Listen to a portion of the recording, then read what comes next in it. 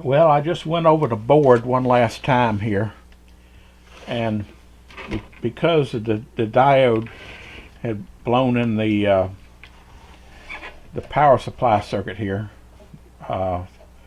this one right here was bad. I decided to pull the two transistors, the one that's got the heat sink on it right here, and this other one right here. Both of these are TIP29Bs, and I checked them with my multimeter, and they both tested fine. So then I went through the other transistors here in circuit. I didn't bother taking them out, and I couldn't find any shorts in any. I wasn't getting perfect readings because they're in circuit. But unless I was getting a dead short, I didn't feel a need to take them out of circuit. So I'm pretty confident now that the problem has been fixed, and we got all new capacitors on here now. So I'm ready to install the board, and then the only thing left to do will be the big heat sink with the 4 deflection transistors. So I'm going to go ahead and slide this board in, and get it into clips here.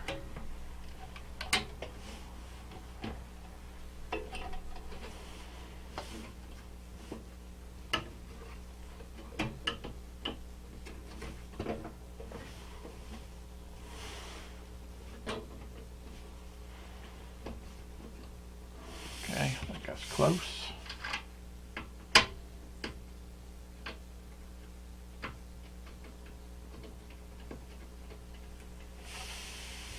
And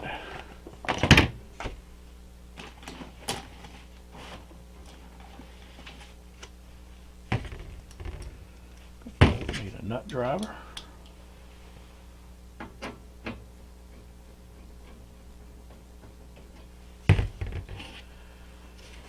And one over here on this side has the power cord on it. Looks like it's in pretty good position.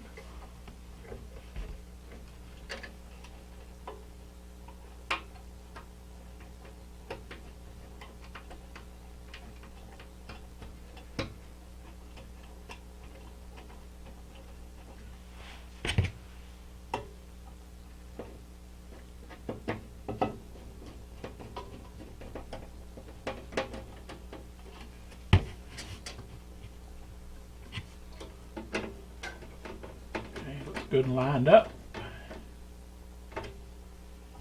And just snug it down.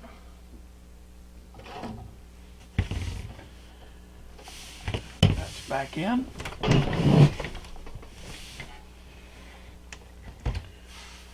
Okay, I got to put this focus wire back on. And okay, plug in the yoke.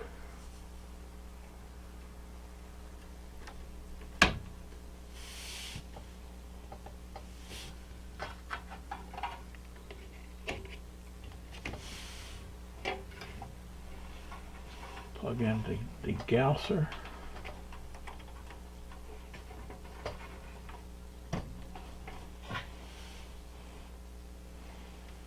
Okay, can't plug in the fan yet because the fan goes right here for the transistors. This one right here plugs into the neck board, but I'm not ready to put the neck board on yet because I still have to put this cross brace across here, and I want to go ahead and put the heatsink in before I do that, because it may be a little tricky. I might have to lean it down in here to get it to fit back into place. I noted then before, when I took it off, the neck board was still on, but I had to take the screws out of here and get this out of the way before I could get it out. So I'm going to leave the neck board off too. So this is pretty much as far as I'm going. Well, let's see. I could probably plug this back in. The neck board goes up here. Let's see. I wonder if that goes over top of that. Yeah, I think it probably would. One of these wires probably go around here. Goes on there. And this one has got to go down here. Okay. And these wires go up here.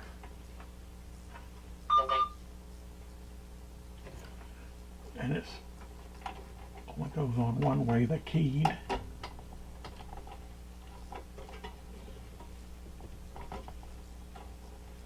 Okay. Hooks that back up. That plugs in. So we don't need that yet. And once I put the neck board on, I can go ahead and solder this wire back on. So I'm going to leave this wire off right now. Just kind of leave this sitting right here for now. So, next thing we need to work on is the heat sink with the deflection transistors. Well, let's go ahead and put the heatsink deflection transistor assembly and fan back in. And goes in just like we took it out. This is the side that has the threads in it where the screws go through the side of the chassis here. So, just going to put it back in place here.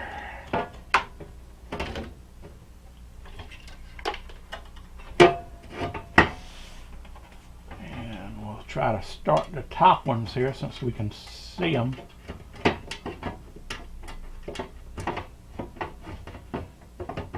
That looks like the thread started right there.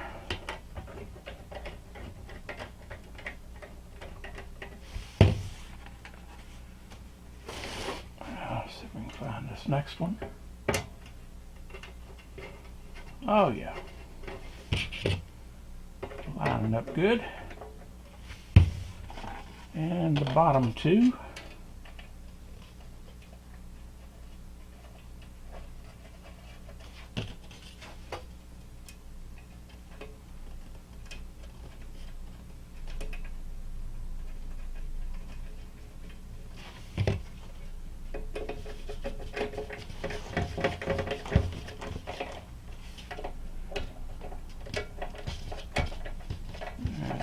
Snug them up first.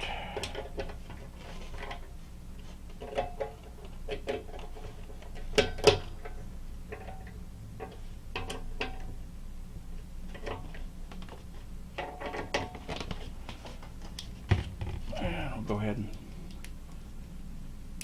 tighten them up a little bit. Not much because we don't want to strip the threads on the aluminum heatsink. But we don't want it falling apart either.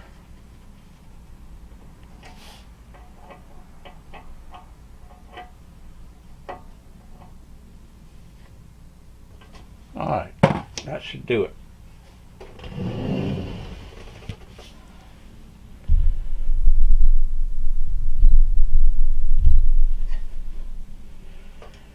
Now reconnect the transistors to the paddle boards.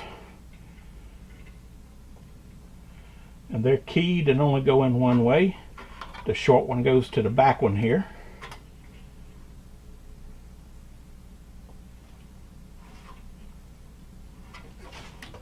I'll try to support it while I plug it in. There we go. This one here I still had the test connector on it. Take that off.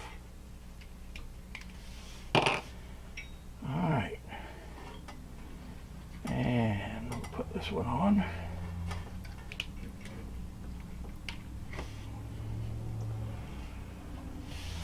All right, that's back. Now, heat up my soldering station because we got to solder this focus wire back on. And before we put this on, let me fish this through here. This is the connector for the fan.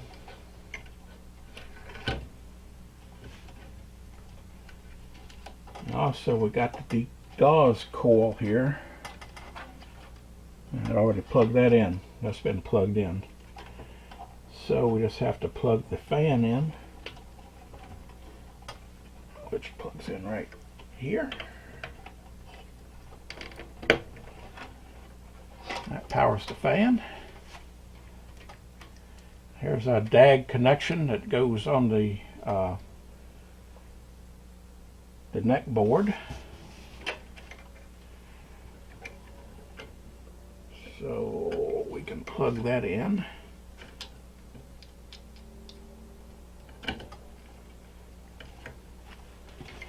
Now, I wonder if I put this on, if I'll have enough room to, yeah, it's not going to affect that.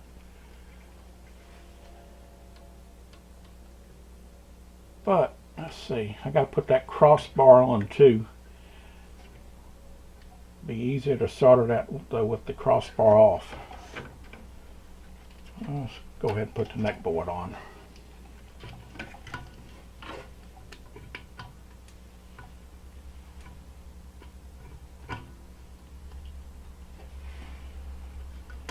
Make sure the wire's out of the way.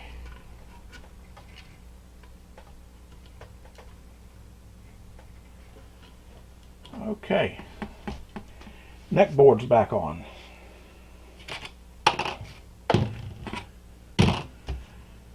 Alright, now we're going to have to solder the wire back on the focus pot here, so let's do that next.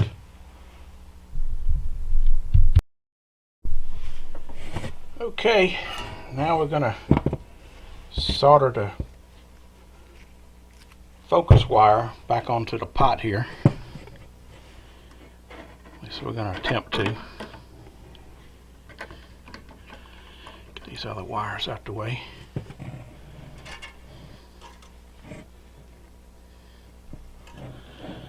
And first I'll put some solder on it.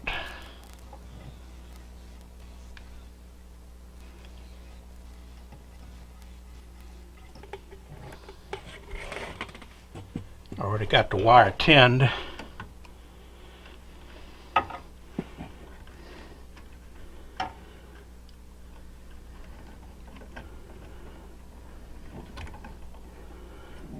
Kind of a tight fit here.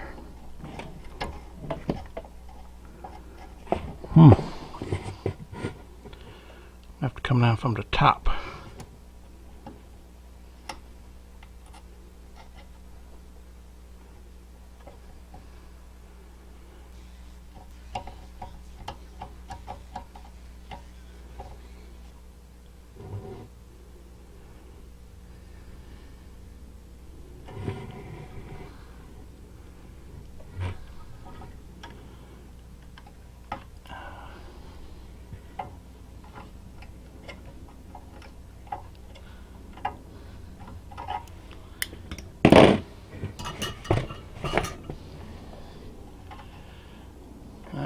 Should be okay. I'm going to have to slide this boot around here.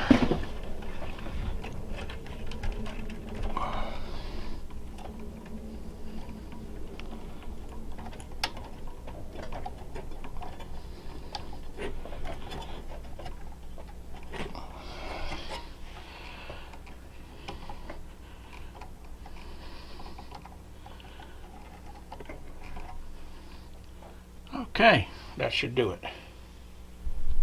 Now we gotta put this crossbar back on, and the clamp board goes on this side right here. It's the screw holes for it right here. So let's see if we can get this in here without too much fuss.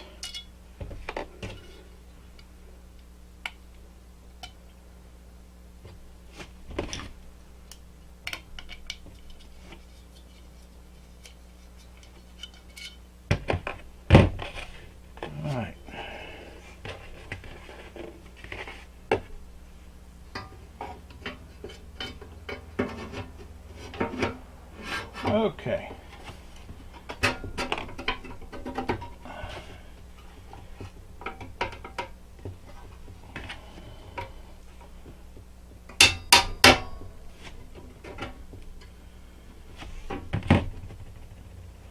Thing sits really close to that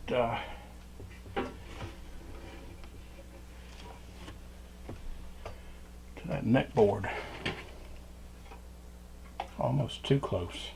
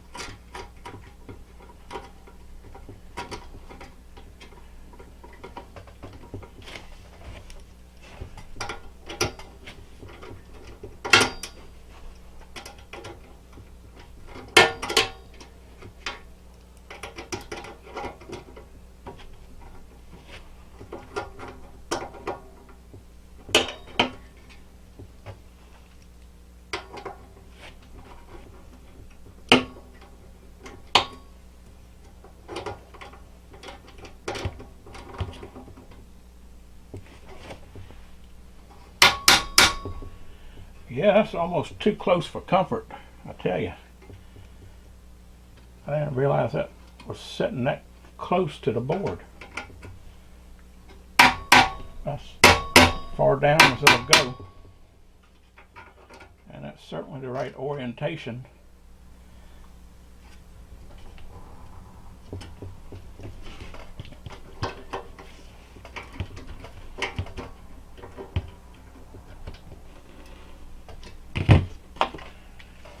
Because this board right here screws to it and then plugs in right down here.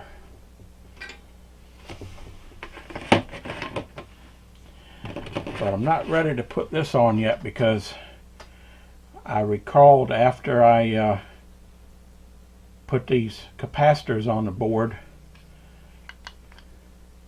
I didn't reflow the solder on the header pin here, so I'm going to go ahead and reflow the solder on that before I put it back. But everything else, got to put the anode cup back in.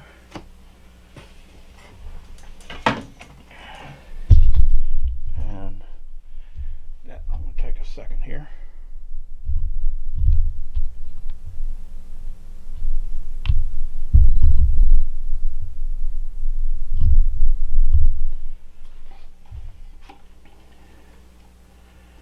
And the anode cup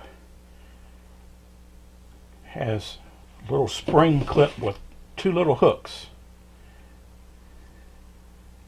and you can see you can take a pair of needle nose pliers or forceps and push it together. When it's pushed together, it'll fit down in this hole, and then the little hooks goes underneath the edge. This has like a little lip around it, and that goes in that little lip. So let's fold the cup out, and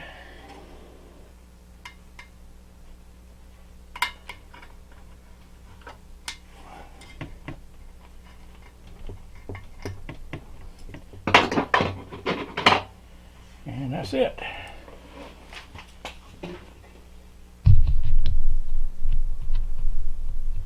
Now I put back the little retainer that holds the wire.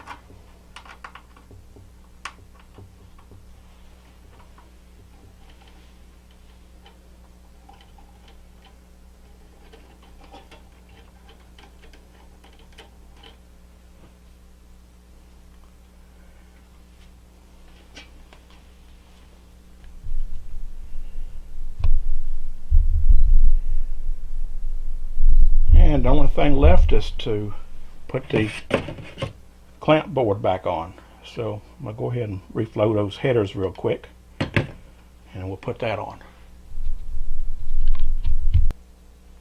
Alright, let's go ahead and resolder the header pin for the video clamp board.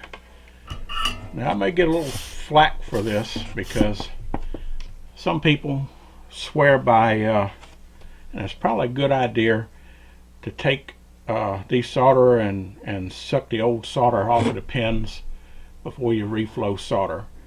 And a lot of times I agree with that, but if the pins look real clean and there's not a lot of corrosion on them, and they don't have a whole lot of solder, I usually just go ahead and just add some new solder to them.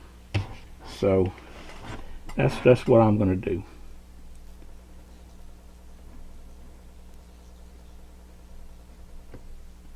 And then if the solder doesn't look like it's flowing good, then I might go ahead and suck the solder off and start completely fresh.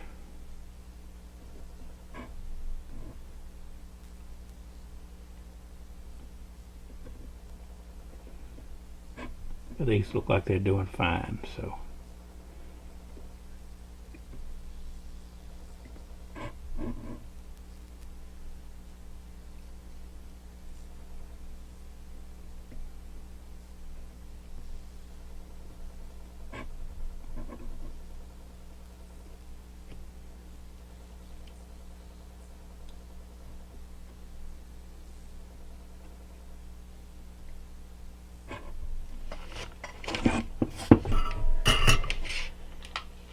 Okay, that's going to do it for that.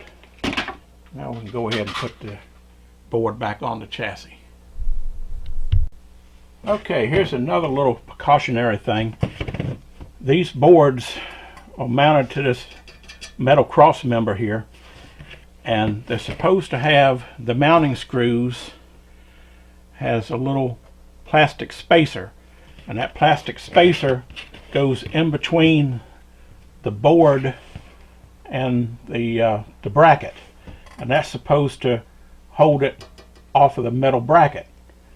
Well, that's all that was on this one, and it's been working all these years. But if you look at it here, it's not a real thick washer, and even though it looks like it's thick enough to clear it, if the board was to warp a little bit, you might run the risk of the circuit board shorting out on this metal chassis here. So what they recommend, we're gonna put the spacers back in, but we're gonna take some good old electric tape, good quality electric tape, and we're gonna run some electric tape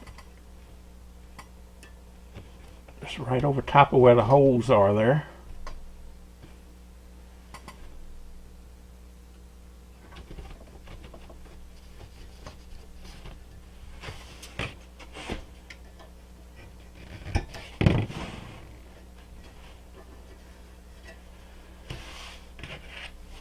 And let's see, that plug is about right here. So we're gonna run another piece just to kind of reinforce it a little bit.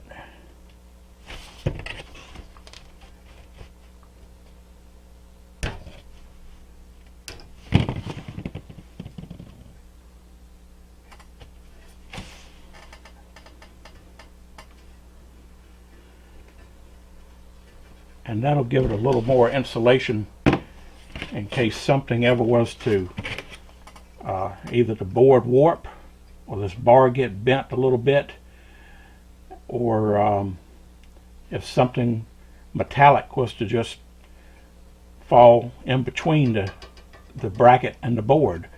It'll help to prevent any shorts. Okay, so what I'm going to do first is I'm going to go ahead and plug this board in, because it's a little harder to get to once it's on. So we plugged it into the deflection board. Now we're going to put the screw in, put the washer behind it, and we'll go ahead and mount it.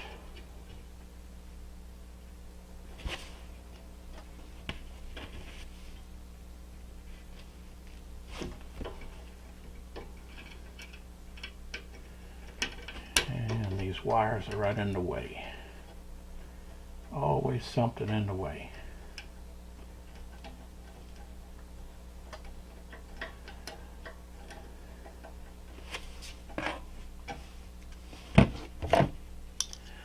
I know a lot of people say this monitor is a pain in the butt to work on, and it's definitely been a challenge, but it's not really that bad.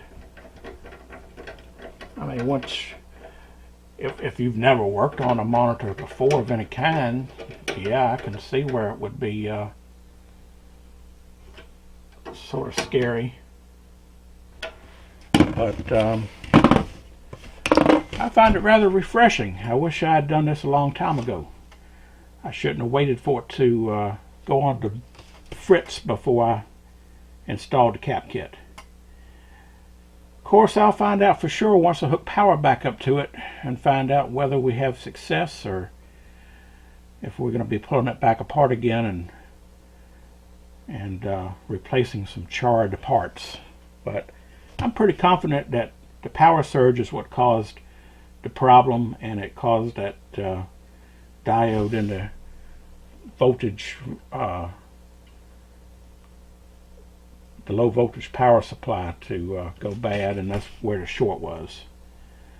So I'm very hopeful that once we power it back up, everything's going to be like it should. But we'll cross our fingers. Okay, well, it all boils down to this. The monitor is all ready. I've checked everything that I could check, that I knew to check, and it's all back together. We've got our voltage wire supply AC going to it, and I got the input to the board going into the clamp board here, and we have it hooked up to a an AC power strip here, and I have my convergence mirror set in front of it so I can watch the screen. So we're all ready. Gonna flip the switch and see what happens. Going for broke here. Now, I was going to restrap the power transformer in the bottom of the cabinet to lower the voltage going to the monitor, but I've heard a person say that they had problems while doing it, and if you did it, you had to readjust your high voltage section. So it's worked like this all these years. I'm gonna just leave it and see what happens. So here we go. All ready. 5, 4, 3, 2, 1, ignite. Okay, game's coming up. Hasn't blown any fuses that I can see. And look at there. We have a game. Cut this off. Of course, we still have a XY board problem because the graphics are all messed up. But it's better than what it was. I did change out the XY boards and put another pair in that I thought was good, but obviously this one is also bad. But at least the monitor is up and running, and yeah, the fan is turning. So we have life in the monitor. Now what we have to do is diagnose that board, and let's see if we can't get a game back up and running. So I'm going to put her in diagnostic mode and see if I can read maybe if it's got a bad video RAM. I know the other board set had a bad video RAM, but the monitor messed up on me before I could really tell what was wrong. So let's go ahead and we'll put it in diagnostic mode and see what happens. Okay, well, I put it in diagnostic mode, but as you can see, that looks like some type of foreign language there, so that's not going to help me any. So we'll see if we can see a flash code and see if we can't see what might be causing this. Okay, I just put my other XY board in, and I went ahead and took a random 2114 RAM out of the one that I just pulled out. I don't have a way of testing it. Could be bad, could be good, but I put it in the place that before the flash code was telling me it was bad. So we're going to fire it up again and see what happens. Here we go. Cross your fingers. Alright.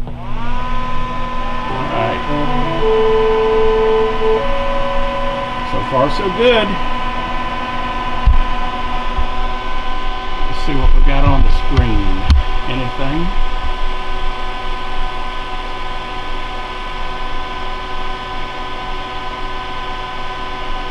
Okay, nothing. We should have had something by now. Okay. Let's fire it down. Check everything and see what we can see. Okay, here we go. Maybe third time's the charm.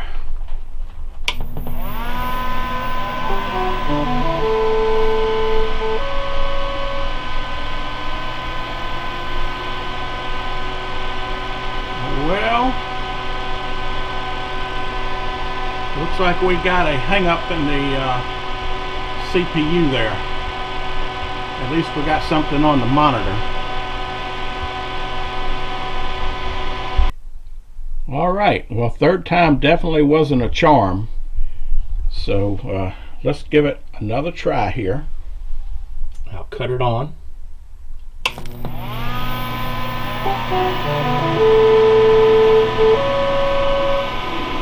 And let's see what we get in here.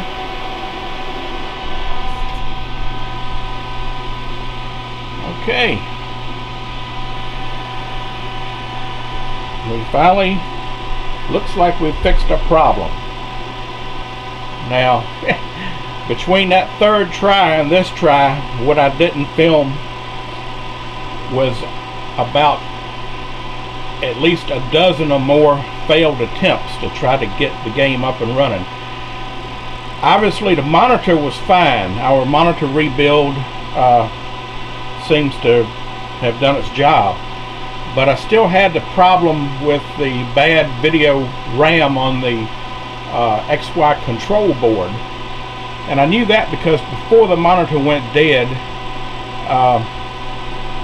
I had a picture, but you know, the screen was just some of the vectors were just all scrambled, and I could tell when I put it in test mode that it had a video RAM error, but I couldn't read the location. It's supposed to put the location up on the screen, but because the vectors were so messed up, I couldn't read the number. So what I finally had to do, I had two XY boards here, and I got more somewhere, but I don't know if they're working. I got two working games out in the garage, but right now I got them packed away in the corner, and I'd have to move a bunch of stuff to even to get to it. So I was kind of going by the fact that these boards here were working, but pretty sure it just had a video RAM problem. So anyway, what I did was, the board has 8 video RAMs labeled U24 to U31, and at various times I could put it in test mode, and sometimes it would flash out the code. One time it said that U31 was bad, and one time it said U26 was bad, but it kept giving me different readings, and when I would replace U31 with another chip, it would still say it was bad.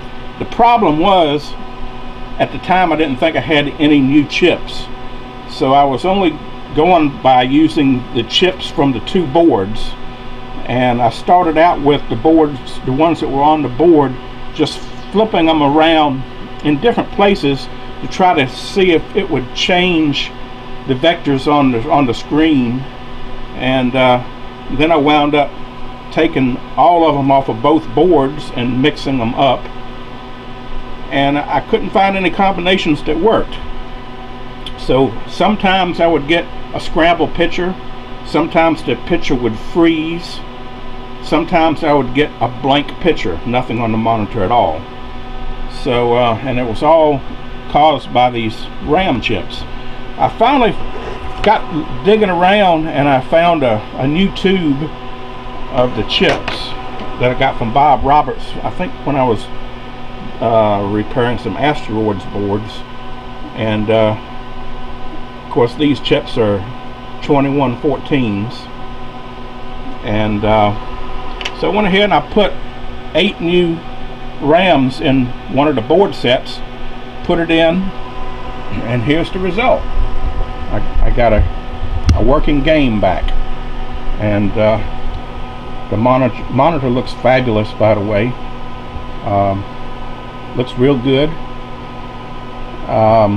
nice and clear.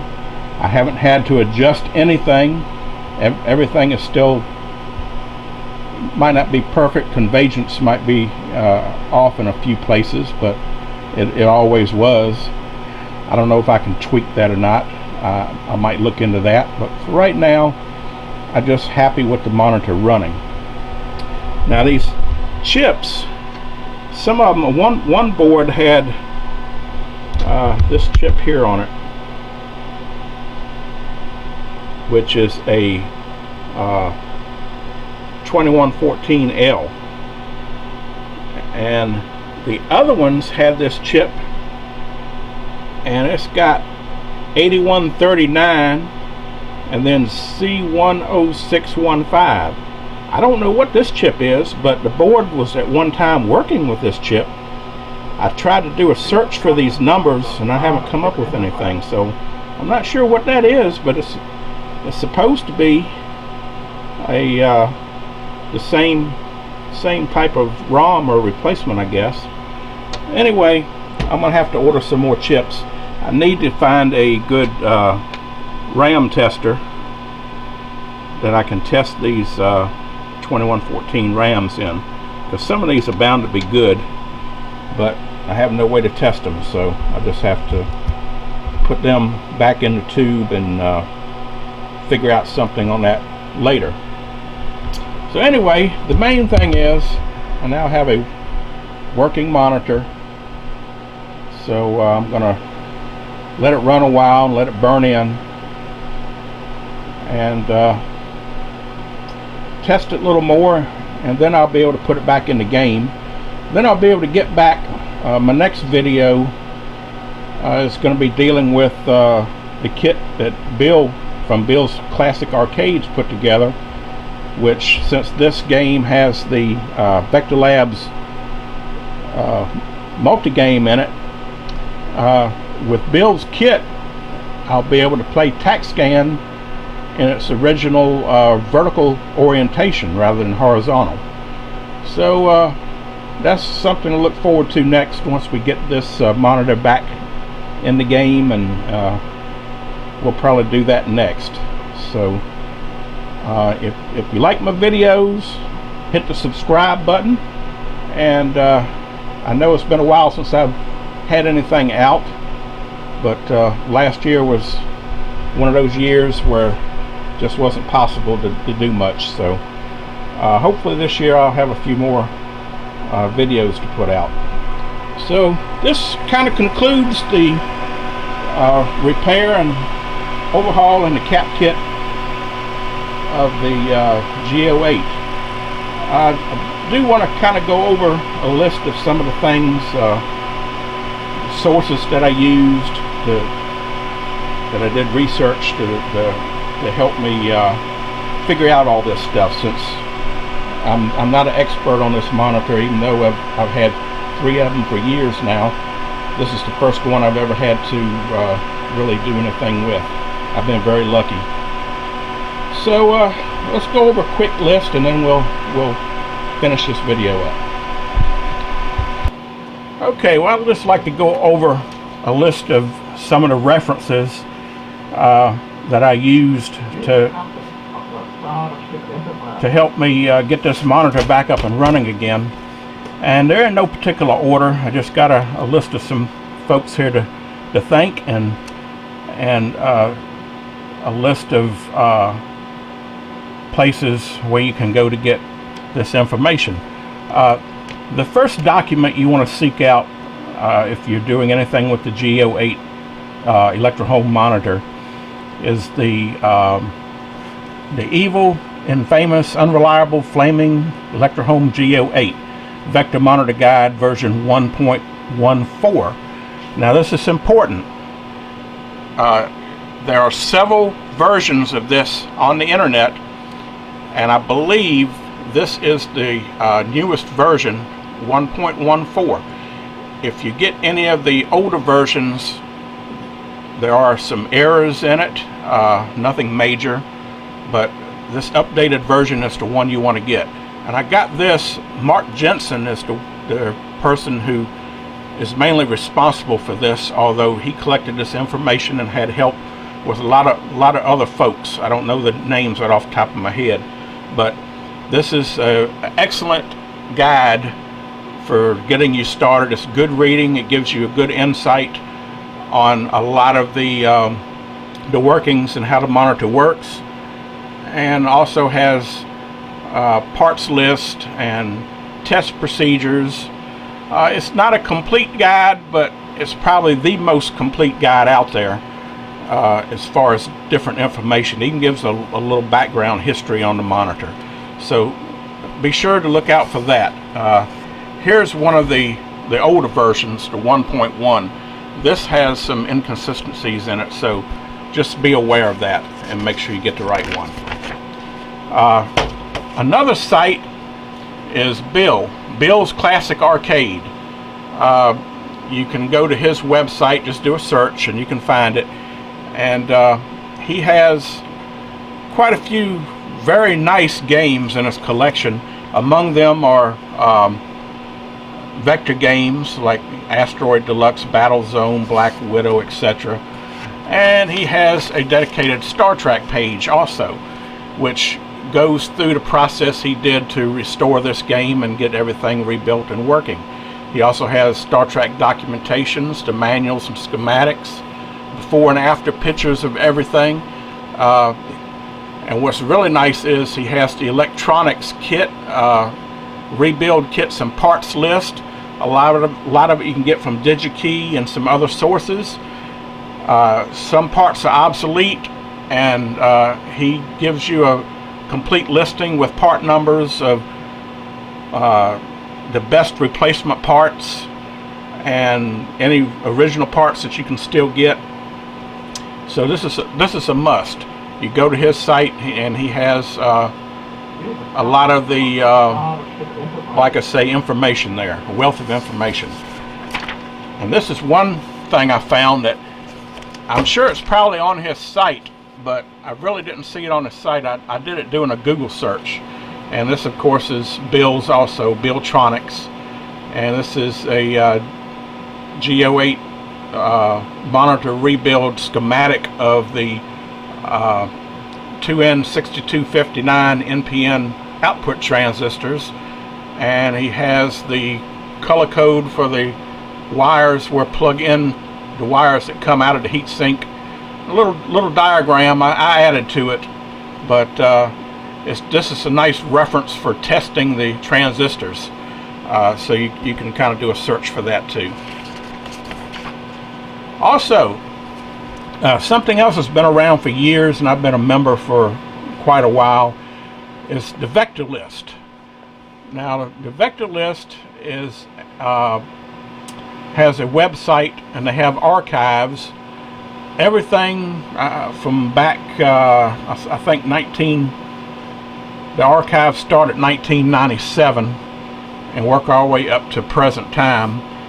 And basically what it is, it's a email subscription where you have to go, if you get to this page on the website, it tells you how to join the mailing list, and you have to send in a request to subscribe, put the word subscribed in the body of the message, and when he subscribes you to it, anybody that's on the list has a question about Vector monitors or games, you send an email to the list, and everybody gets it. Everybody looks it over. If anybody has any recommendations or information for you, they send the email back. Everybody gets it, so it's sort of like a group email discussion.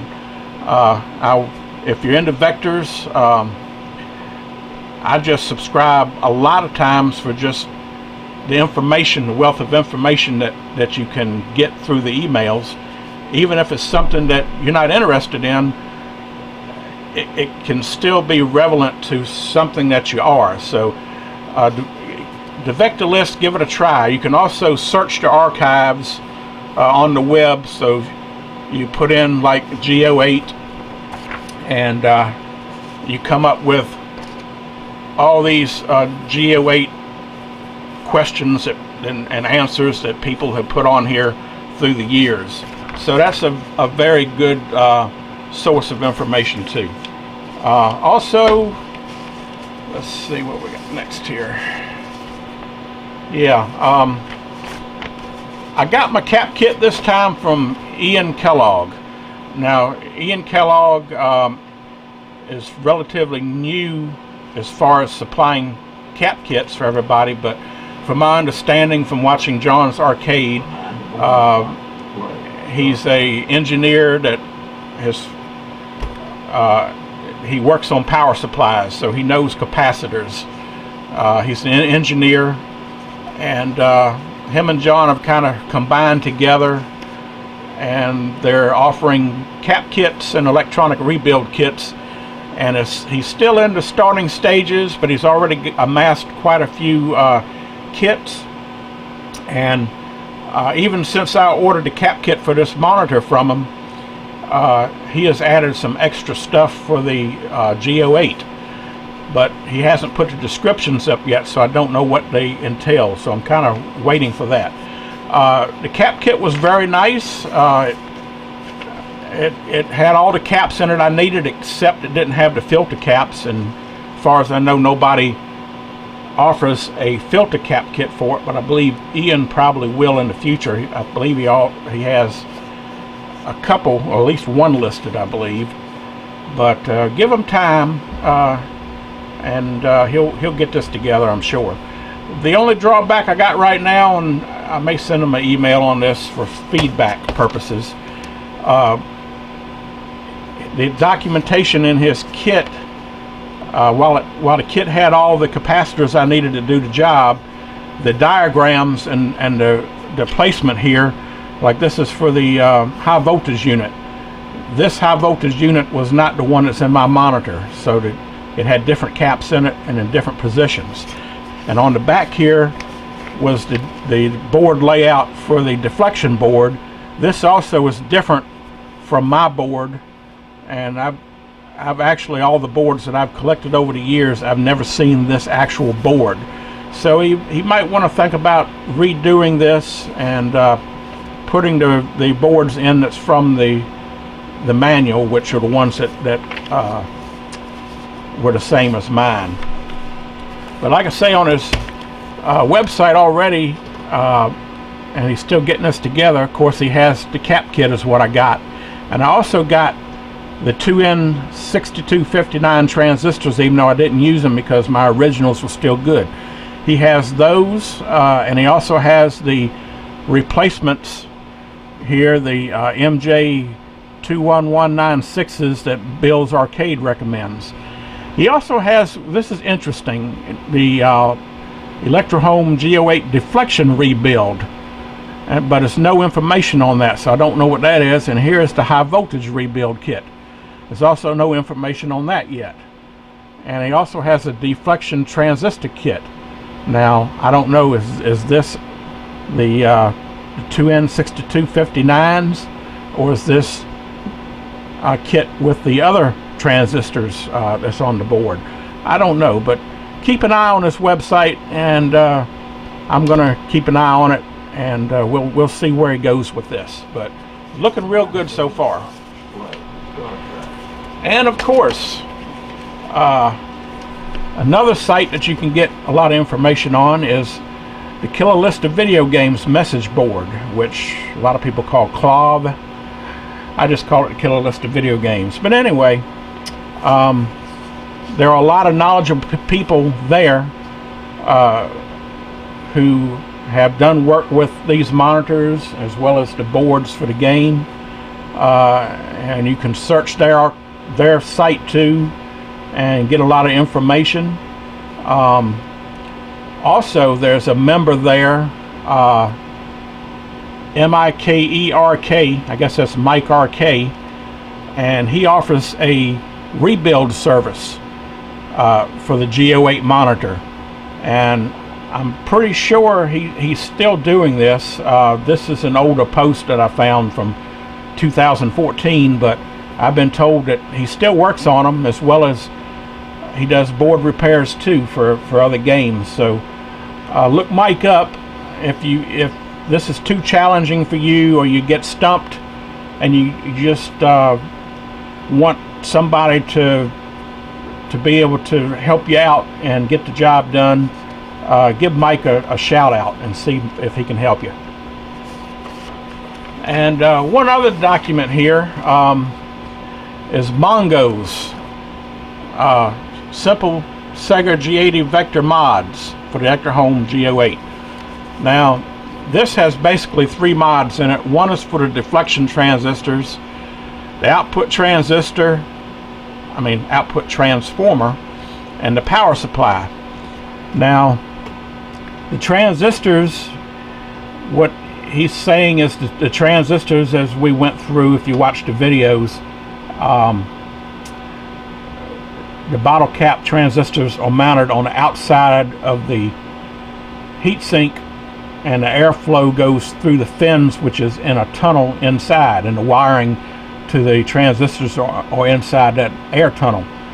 What he recommends to do is to flip the transmissions over, put the transistors in the tunnel or where the fins are, and put the wiring on the outside. I don't know.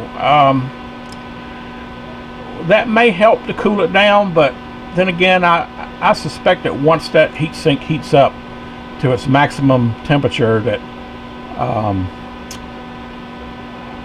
I just don't think it's going to help that much. So I didn't do that mod. And I was going to do the transformer output to restrap the AC input to the transformer, which seemed like a good idea, to bring the AC that powers the monitor back down from its current state, which is 100 volts or 50 volts with the center tap on each side, to 45, which the monitor was designed to work at. But I also heard somebody mention that they did that and they had problems with it, and that you may have to go in and readjust your high voltage section and all that. So I decided to pass on that. And also he also recommends to take the original power supply out and add a switcher power supply for the 5-volt line. Now, Yeah, a lot of people have done that in the past. I'm still using my original power supply, but the power supply also has the audio amp in it. So I think he was, I didn't read through it all, but I think he was talking about mainly just using the 5 volt from the switcher power supply. But you can look into that if you're interested in replacing or doing a modification to the power supply, because I've heard a lot of people say they don't like the original power supply. Another option is Vector Labs sells a replacement board that uses an ATX style power supply, has a built-in audio amplifier with a volume control on it, and it's basically plug and play. You just have to wire in the ATX power supply for the input voltage, and it has all the pins on it you need to plug it directly into the game. It's plug and play. So that's just another option. And that's pretty much it. The next video, hopefully, once we get this monitor back in, it's going to be from Bill's Classic Arcades kit that allows the Vector Labs multi-game to automatically switch the monitor orientation so that TAC-SCAN can be played in its original vertical orientation on a horizontal monitor. So till then, keep on playing games.